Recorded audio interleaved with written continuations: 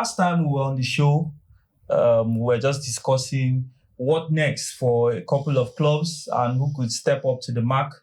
Well, it has been an eventful weekend, and we welcome you back to your favorite football podcast show, the Fantactics Podcast. Today, I have in the studio with me, as usual, the octopus of worldwide, Abubu El-Kun. What's up, world? How you doing? And we have our second guest on the show.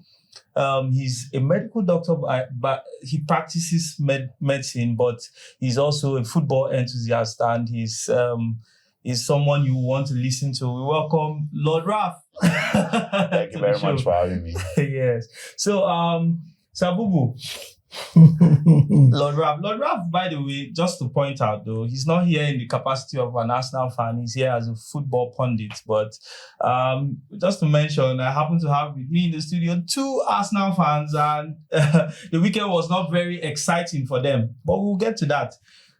Quickly, let's just run the rule over the weekend and how the games went. Across Europe, there were some amazing, results. Nothing really spectacular because the games were just guys. But it happened in England. So let's start with the lunchtime kickoff at St. James Park in Newcastle. Newcastle won, Arsenal 0 full time.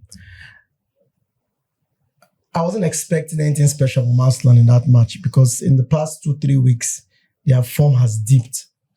And only God knows what the coach is up to. Newcastle had their chance, they took it, and game over. Arsenal struggled to break down Newcastle. Yeah. I guess Newcastle did what they actually did was, let's see if we can nick a goal and make the game difficult for Arsenal. Exactly the game plan they and used that was against what Chelsea went through for them. Yeah. It's the same they did against Chelsea midweek. Carabao. Then we had the goal rush where Ipswich Leicester ended 1-1. Liverpool came from behind to beat Brighton 2-1. Southampton beat Everton 1-0 for their first win of the season. Bournemouth beat Man City. You remember I said in the last episode that I go for a Bournemouth win or draw, and apparently they played very well in that match. I was amazed, and Evanescence finally came to the party and scored a fantastic goal. And you remember I told you that if Bournemouth scores first, that game might likely end in the draw. Yeah. But when they scored the second goal, I knew Man City would struggle in that match, and that's what happened. Apart from the Premiership, we saw what happened in Italy. Our Nigerian African footballer nominee. Yes. 2 fantastic goals against and in waiting. In waiting, against Napoli. Yeah. Real Madrid didn't play. We had the Barcelona derby where Barcelona beat Espanyol 3-1. Yeah. In Italy, we saw the run of games where everybody was taking points from each other. Yeah. Inter won. As it is now, Inter has gone second on the behind 4 points, 1 point behind. Then Atlanta are third. Then we had the game for Sunday where everybody was waiting for action, and we were not disappointed. The Manchester United versus Chelsea match. It was a good match. United got a penalty and Chelsea equalizer. So this is something came up, and I just wanted to put it out there because, like I said, you're not here as Arsenal fans, but you're Arsenal fans, and we could observe from the refereeing decisions in the Manchester United versus Chelsea game. The obstructing the goalkeeper part, the obstructing quick retake of free kicks or take of free kicks. Quick restarts of their free kicks. So, and no cards were issued. And then, of course, the whole VAR review, the challenge on Palmer. So, what do you think about the inconsistencies of the refereeing? Because is it something that undermines the integrity of the league? Yeah, very much so. So it's something that has been for a while. Refereeing in England has been terrible for a while. So it's not something exactly new. And like you said, it's the inconsistencies that really rile fans up. Yeah. So like I was tweeting earlier today, I said at the start of the season, they came out and told us that the Premier League body came and told us, or the referees, that they wouldn't allow for you to distract goalkeepers at the start of play. And it seemed like the start of the season that was going to be the case. But then all of a sudden, in back-to-back weekends, we've seen Man City score at Villa, at Wolves, via distraction of the goalkeeper. Okay, and then this weekend, we've seen Villa score at Tottenham. The same tactics used. Nothing was done. And now we've seen Arsenal players do way less and get booked. Of course, other clubs also have their complaints. Wolves have their fair share of complaints this season, you know. So it's something that really needs to be worked on in England. The referees have this, what we call main character syndrome. They want to be the main character of the just let the game flow. If you watch games in Europe, you barely notice the referees. You watch a 90 minutes game, you don't even remember the name of the referee. You don't talk about the referee. Especially Champions League matches. Exactly. If you watch Champions League matches, you enjoy watching football. Because the referee only blows when he feels necessary. And the foul is out of hand. Yes. You know, there's that free flow from one side of the pitch to the other side of the pitch. But in the Premiership, the referees, as he said, they want to be the main character. They want to be the Harry Potter of the game. You have a situation where Howard Webb is doing shows. The head of the refereeing body is doing shows around the country. You don't need that. The referees are supposed to be like judges that you hardly even know outside. Okay, look at that match, the Bournemouth versus Arsenal match. Why was the cameras on capturing him when the referee was communicating with the VAR? It didn't make sense. It kind of puts, although they said he didn't have, but or he only listened in on what was being said, but it kind of, questions, puts a question mark. So that's something that needs to be worked on because, today my favorite one club, tomorrow it will not, but then the competition is, jeopardized. And it's very stiff. The English league, most teams don't want to be relegated. You know that. And even when they're relegated, they have what they call a punctuation payment. They get in 3 consecutive seasons. Now, that money might be good. At the same time, it's not good. Because if you're a team that goes down and comes up and goes down, the tendency of you going to administration is very, very high. Because, to remain in the championship, to come to the Premiership, you have to use more of Premiership quality players. You'll be making signings, so you're making overcompensating. You'll be paying for players over the roof, which would not, in their own fair play, in that league, you are beating the actual limit. Then if you don't get promotion, it's a problem. And also, just to add to that, the competitive nature of the league.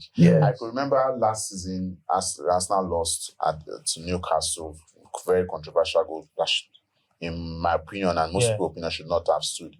I remember Arteta coming out after the match and said, and calling the decision to award the goal a disgrace. And he said, the league is too hard. The margins are too small. At the end of the season, Arsenal lost the league by 2 points. 2 points. And it was something like that. And it was that same match and the match with Crystal Palace at the Emirates, where the two situations, the balls went out of play. So those margins are so small that. So and then the clubs, Arsenal fans are going to be bantered. They didn't win the league, but those decisions. They pay. Those are fine margins. Margins. Yes. Talking about the Arsenal match, I think we can talk about that. Sure. So I think we should, what happened? Yes. What happened? It was a disappointing weekend, and I think for once, many matches this season, Arsenal fans like to talk about the referee, and they say we talk about the referee. Rightly or wrongly, people have their opinions, but I think for this weekend we can't talk about the referee, unfortunately. The team was saying that your form has dipped over the past 2 weeks. Yes, in the last. The form dipped after the international break. Yes, the players came back, and I think it's a mental thing because Saliba was making errors in France versus Belgium match. He brought back that same mentality to the team. Harvard didn't go to play for Germany because he said he had an injury. Okay, Harvard, I think the player that has been overworked in that team is Thomas Partey. You know why? Because you saw a little bit of change when they brought in Calamity, Ukrainian player. I don't like that guy playing defense for anything. I'm being honest. Because his one-on-ones are 0. You beat him. So the thing is, he gives the ball away very easily. They should just leave him in midfield, let him be. He likes to play in midfield because he's actually a midfielder. Yeah. Well, the thing with Zinchenko is Zinchenko works when we are playing against teams that set up in a low block. Yeah. If you have teams having to come at you, you don't want to you don't want Zinchenko one-on-one with their wingers. So in that match, the reason Arteta brought him because he needed to hit he needed to go. But when he came in, he made an error that was almost he lost the ball. So Lord Ralph, you were making a comment about Arteta being a little more conservative because of some of the refereeing decisions and some of the mistakes that have happened with. Yeah. I just want to get your your opinion. Do you think that Arsenal still have a shot with the title the way things are unraveling? I'm not going to write off my club. So okay, no, I know, so but I get your question. Yeah. I will still hope we can win the league, but to be more realistic, I think it's a bit more difficult. First thing is we have to shake off this bad form that we're on. And we need to close up that defense as fast as possible. Arsenal has some of the best defenders. No, right now they have the goals they have leaked this season. Yeah, they didn't leak as much as that when the season started. Mm-hmm. And right now we don't know what's happening in Arsenal as regards the back room. Edu is leaving, which has come up. So that was kind of a surprise. Yes. From the feelers we are getting, even David Austin said he's going to the owners of Nottingham Forest. Yes, Marinakis. Yeah, it's more of power. I think he needs more power because as it is in Arsenal, Arteta has more power than him. I don't even think. I don't think it's a power play. No.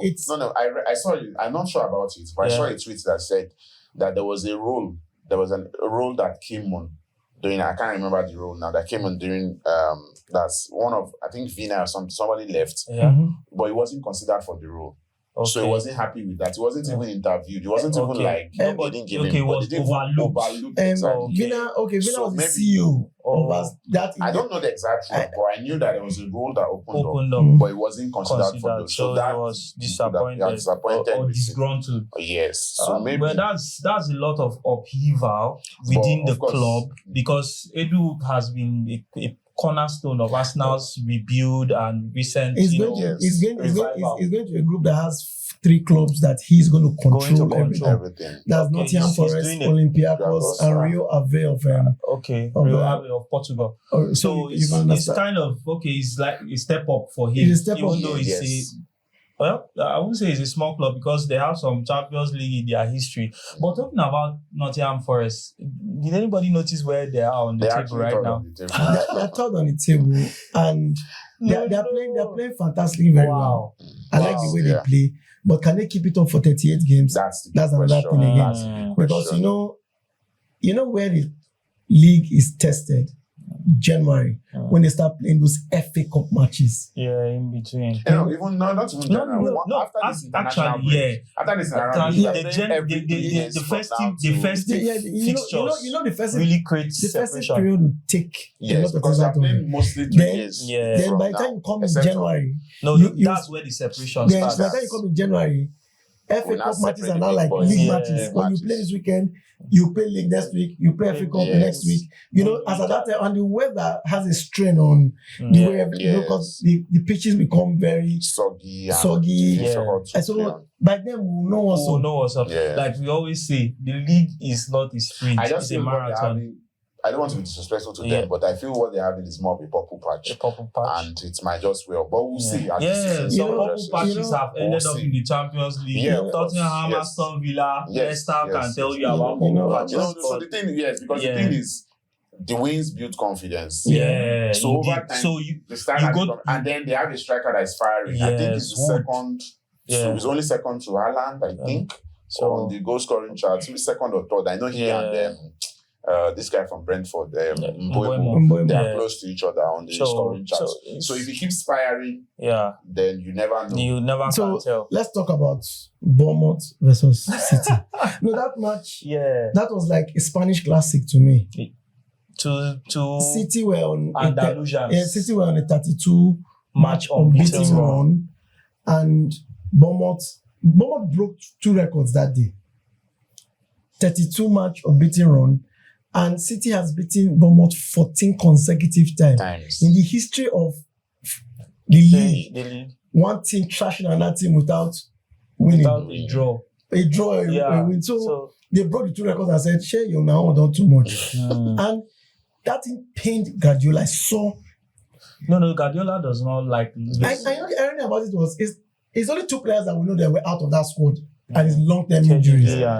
But it was their full squad. It's just Rodri. KDB was on the bench. On the bench, yeah. So you can see. The fitness, I didn't watch the game, so I don't know if he entered, but he was on the bench. The match was, it got to a point, Semenyo lost one chance to have been 3-0. That Ghanaian guy. Yeah. He was like the heart of the game. No, he has been very. And when I saw them, I said, in my mind, I said, You know when they beat Arsenal, when we were playing Villa, I told you that it's either Bournemouth win or draw. You said, and you saw what happened. Yeah. They almost beat me like that game. So Bournemouth, I think their coach has, and that's one thing I always say, most times, the difference between being an average team and getting some good results is a good tactician in your dugout. Yeah, and he's a good tactician. My fans can a little bit of luck too as well. Why I say luck is the thing is, yes, you give Bournemouth that deal. Yeah. You can't take anything away from Bournemouth. They were good. They had good value for them because they've been playing fairly well recently. Yeah. But you also have to consider that City are slightly been underwhelming in the last few weeks. Yes, they've been getting their results. Not even in the last few weeks. They have just been getting results. This season, they have not kicked into gear. Yes. Because I watched the game against Southampton. I watched their game against Southampton. It was a narrow escape. They won. And you know, the defeat to Bournemouth was back-to-back defeat. Yes. But they lost in the Carabao Cup. Yes. I was watching the Carabao Cup game against City. Yeah. Against Spurs. Yes. And I noticed something. City were losing 2-1. Yeah. Time was running out. There was Haaland on the bench. And Guardiola didn't bring on Haaland. And not just that. The City players were laughing on the bench despite losing the match 2-1. Yeah, you made the rounds. So I'm thinking to myself, is there a feeling City are beginning to feel they're invincible, that they can throw away the cup and I guess I don't know. It's just a thought. I saw it. I wanted to bring it up with you. You know, like what I feel is, okay, we have lost it. We still have the FA Cup, we still have the league. No, I kind of feel like, one thing with people who have built up a winning mentality is they can always take a loss and move on. So they knew the game was gone. And I kind of feel Guardiola, just like Chelsea, they felt like your second, he doesn't, but he kind of feels like this team I put out should be able to take care of business. If they can't, it's no problem. I don't need to bring out the big guns just because I want to prove the problem that causes is sometimes it can start in your head. You're not thinking, okay, this game. No, the coaches have already said it. The coaches have already said some competitions will have priority. Some matches, the matches are becoming too much. Yeah. Champions League has 2 extra matches. True. So irrespective, and if you pay that 2 extra match, if you finish below 9, you still pay that 2 extra match. Yeah. So what are you talking about? Yeah. So moving on to the Sunday fixture, Tottenham came from behind to defeat Aston Villa. Yeah. But because this comment has been making the rounds, Chelsea are not as impressive as they think they are. So I just want to get your quick thoughts before we go on the break. See, I've always said it, and I would, as much as I'm not a Chelsea fan, I always say something. Chelsea they have a very good squad. Chelsea play good football. They create chances. If the attackers can take it, then everybody's in trouble in the Premiership. Simple and short. Okay, Laura, what do you have to say on that? Chelsea are a good team. But yes, I agree. They are not as good as their fans make it out to be. But they are on their way. And I would say their fans should be patient. After the game yesterday, I went online and I was seeing the comments of Chelsea fans. They were losing their head. And to me, I'm like, you've gotten 1-1 draw in a stadium you've not won in 15 years? How many years, yeah. Do you understand? And it felt like you were going to lose at some point, but okay, you found a way to get back into the game. Okay, you didn't win, but you got a veritable point that will serve you long term. So I think they should temper expectations a little bit. And I still think Chelsea will make the top 4. And if they don't, it will be their own doing. They are that good. I think they should make the top 4. And that's huge Because coming to the season, you probably saw Chelsea. You may thinking maybe Chelsea may be fifth, sixth. Yeah. But now, 10 games in the season, I'm looking at them and thinking they could actually make top 4. Yeah. They just need to get a couple of wins. I don't even for the top 4, you don't need to do so much. It's winning the title that you need to go all the way and just like win most games. For top 4, if you get somewhere around 20 even 18 wins, because most times around 70 points, you might make top 4. But the league is getting even more competitive. And of course, the gist is getting sweeter here on the show. We are going to go for a short break. I wish we wouldn't go, but we have to go now. When we come back, we'll be telling you about the fixtures and the games that are going to come thick and fast this week, the midweek, and then the weekend. Don't go anywhere. It's still your favorite show. We've talked about the weekend. Now we have a new week ahead of us. Yes. Top fixtures in the Champions League, the Europa Conference League, and then Europa League, right? Is that what they call it? Europa League and then Conference League. We're not used to the Conference League yet. I come with my friends, where they call it short Conference League. No problem.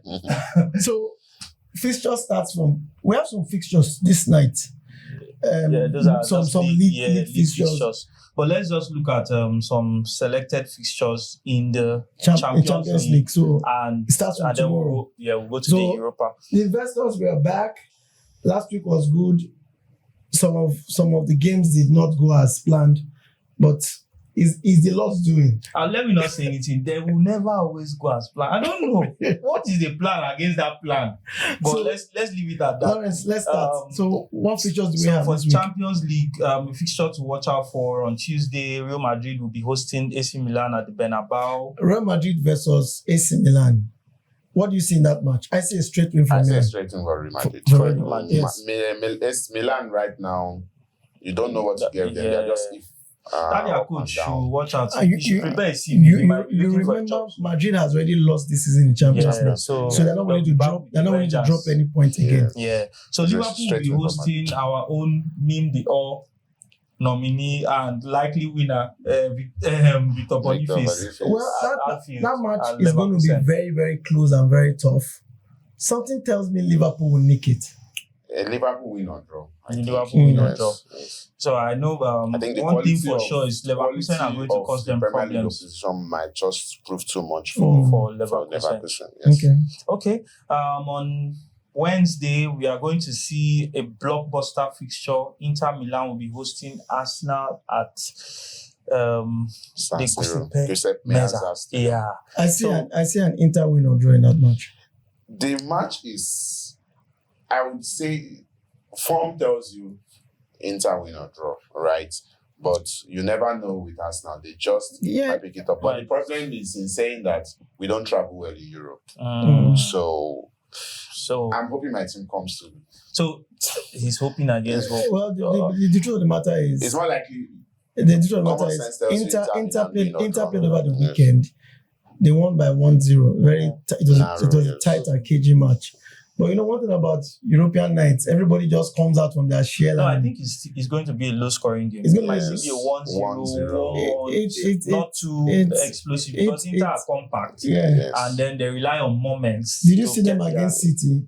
Yeah. You saw the way they played? Yeah. The big worry is we don't travel well in Europe. That's the big worry. So okay. So Bayern are going to be hosting Benfica, also in the Champions League.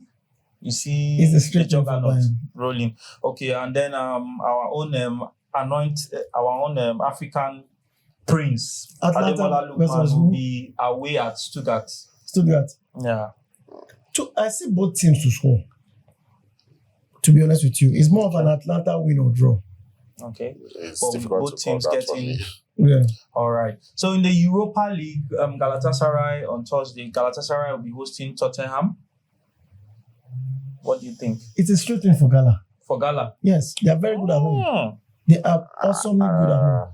You beg to differ. Sure. I'm not okay, so fine. No, it's our own. Because I think Tottenham will present a whole new challenge to what Galatasaray are used to. Of course, they are steamrolling their league because of the quality of their attack, but and they are playing well in Europe.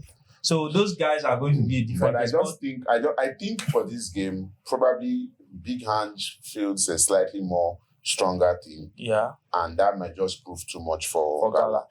So, but both teams to score for me, I think there'll be goals. Well, there's one thing you can be assured of. There'll be goals. All right, Man United will be hosting PAOK Thessaloniki of Greece. So, you think the Rude Boys will keep on this mini revival they are on? Well, we all saw on Sunday that they were pretty much brought back to more or less normal. So we don't know if they are playing slightly better, maybe, perhaps. And they're playing at home. They're not playing. They are due a win. They haven't won in 2 games. Because they're worrying about the team they're playing against is they're not as strong as Olympiacos. Yeah. Yes. So I see a Man U winning that match. So they are doing a we win. didn't talk about City's fixture against Sporting, but on Tuesday, yes. So I was just thinking while we're talking about Man United, their coach will likely be keeping an eye on his new team, and of course, United fans want to keep an eye on their coach and how his team performs against their rivals. So Man U fans, you might want to keep an eye on what's going on so that you can, get a picture of the tactical impact. That match is going to be very, very tough and interesting. Yes. Sporting has a striker that is on top form. In form. That's a monster. Victor. Yes. So I see both sides scoring. I see both sides win. Man City believe Man City. Well, for me, I'll say both sides to score. But I can't see is his audition in front of the Manchester fans per se, because that's a rivalry that is going to for as long as he's still coach there. As he's still coach. So well, it's something to watch out for. Another fixture for the Europa League is Lazio versus Porto. That's going to be a European blockbuster. Yes. Both sides to score. But it's likely a Lazio win or draw. So my friends, about the Conference League. Should we talk about that? Chelsea are playing. Oh, Noah. FC Noah. Chelsea is playing. If I ask you where Noah from, you know Noah. Well, Noah is an Armenian team. Oh, from Armenia. Yeah, Armenia. I hope they won't put Chelsea in an act. But give nice one.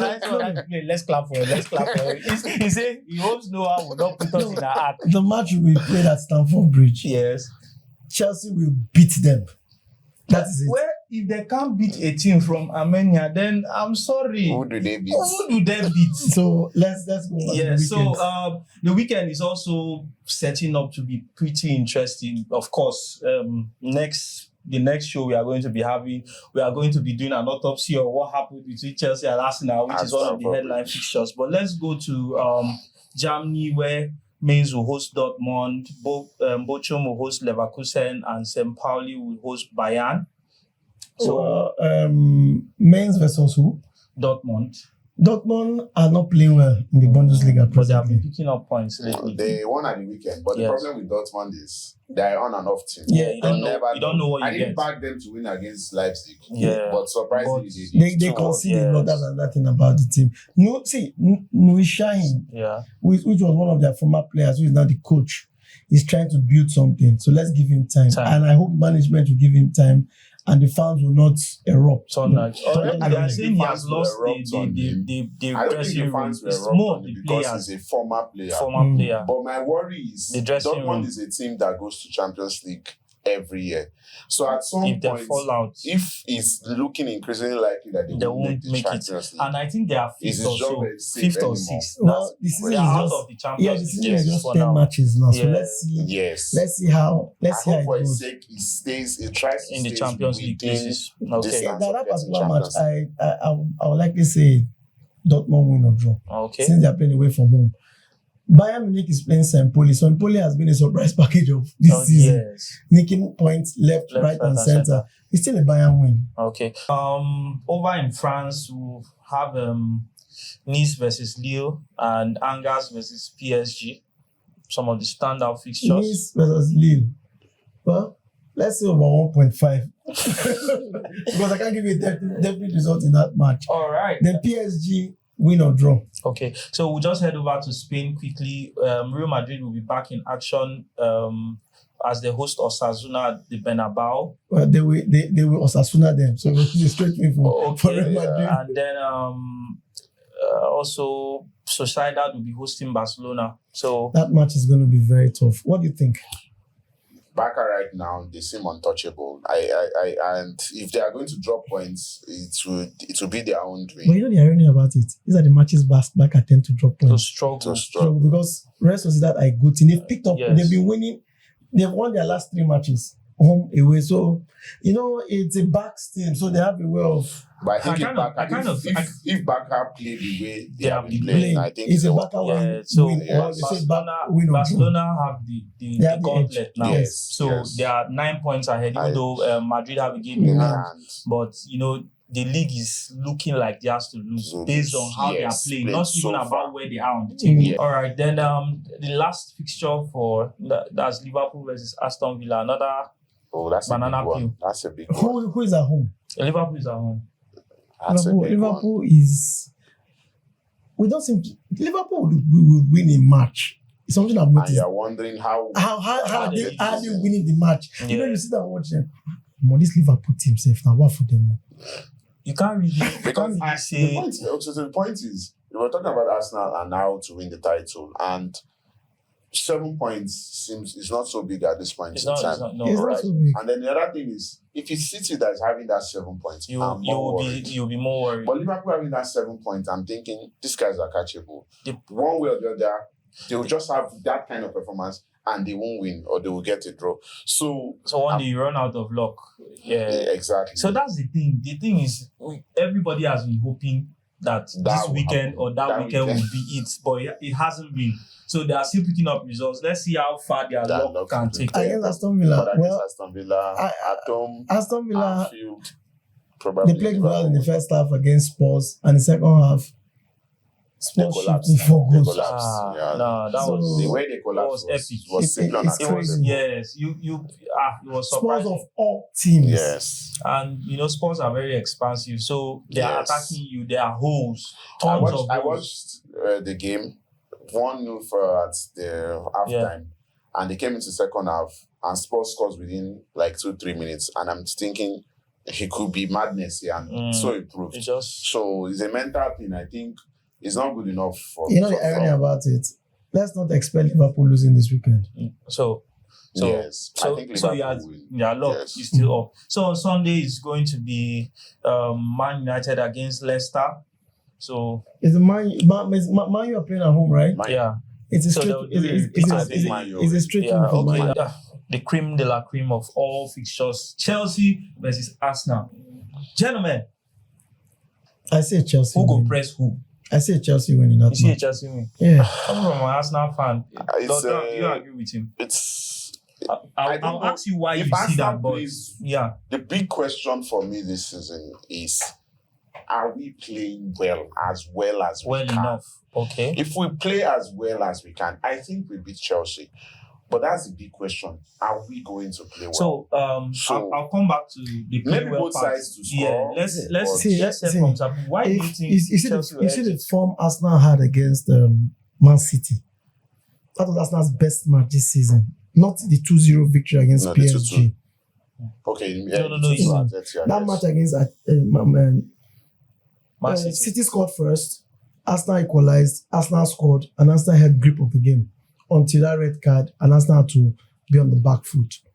If Arsenal turns up with that kind of attitude and form, they will beat Chelsea. That's the big question. But if they turn up with the attitude they had against Newcastle or Bournemouth, Chelsea will roast them. Anyways, as a Chelsea fan, I always tell Chelsea fans, with the goalkeeper and the nature of that central defensive pairing, Chelsea don't look like they mean business yet. I don't know. Fofana and Colwill might improve.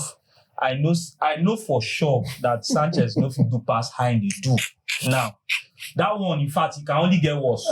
Sanchez can only get worse. But for Fofana and Colwill, they might or they might not. So that defense alone, it gives me the panic attack. The bottom line remains is that Chelsea has the edge over Arsenal for this fixture. So let's hope for the best. But for the investors, if I were you, I'd play Chelsea win or draw. I would go with both sides to Both score. sides to score. Yeah, that's the safest. That's the safest investment you Well, can. Yes. well, both sides to score. Arsenal couldn't score against Bournemouth, couldn't score against Newcastle. No. Chelsea's defense is definitely It's taking. a And big their game. goalkeeper, And their it's a goalkeeper will even do giveaway. I know. And the other thing is, it's a big game, so Yeah. there's slightly more motivation for Yes, Arsenal. for Arsenal Well, to turn up, yeah, and it's a London derby. Well, Yes. yeah, I agree with you about the motivation because Arsenal has lost. So now the team knows that the more they lose matches, they lose ground They on count, what yeah. they're pursuing. Yes. Because give and take, And we're seeing teams like Nottingham Forest camp Already- above Arsenal. Yeah, I mean, that should hurt it will hurt your pride pride. of those Yes, players. If yes, it they will. have any, something about them, they should hurt their pride. You can't see Nottingham well, Forest the above. doctor is not happy about what's happening. You can see he's getting very emotional. Not really emotional, passionate. Passionate. Oh, yeah. joy. Yeah. Passionate. So, my fellow investors, please play safe Yes. and be wise. Our fans out there, we thank you for the comments. We thank you for the encouragement. Our YouTube channel is there. Kindly subscribe. Our Facebook page is there. Kindly follow. Thank you for joining us. Yeah. Friends has a little word for you. Yeah, I especially want to appreciate our guest on the show today, Lord Ralph. He's one of our biggest fans. You always see his comments and his contribution on YouTube. We appreciate you. Welcome to the show once again. You're welcome. We ask you to always engage us also, because hopefully you might also come to join us on the show one day and give us your thoughts. And So, Doc, we yeah, hope we see more of you. Of Yeah. course. Alright. As time permits, definitely. just a word for the viewers. Thank you very much for having me, and thank you viewers for following. So, like you heard, please try to subscribe, try to follow the channel, and just support. Bring your like the video, comment on the video, and share with your people around. So, thank you very much. All right, thank you, ladies and gentlemen. Until we see you again next week. Peace. Take care.